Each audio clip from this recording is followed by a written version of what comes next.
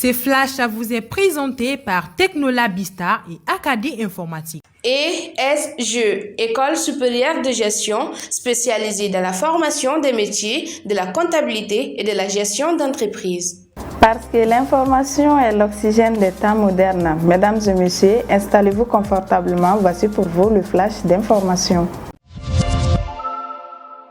Commençons ces flashs d'information avec l'actualité nationale. La Cour de justice de l'UEMOA a déclaré dans un communiqué la suspension des sanctions économiques imposées à notre pays depuis janvier 2022 par des chefs d'État et de gouvernement de l'UEMOA à la veille du sommet extraordinaire de la CEDEAO qui se tiendra à Accra.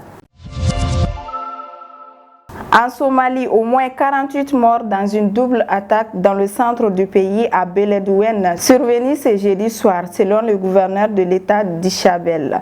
Pour un rappel, cette zone est revendiquée par les Chebab.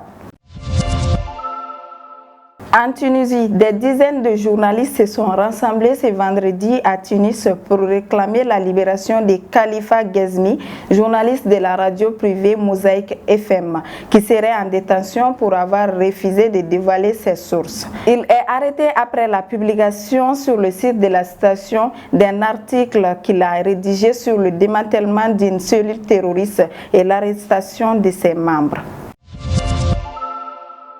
Guerre en Ukraine. L'armée russe a annoncé qu'elle va désormais se concentrer sur l'est de l'Ukraine et la libération de Donbass. Le ministère de la Défense russe a précisé qu'il s'agissait de l'une de ses options au lancement de son opération spéciale. A noter que 1081 civils ont été tués en Ukraine depuis l'invasion russe, selon l'ONU.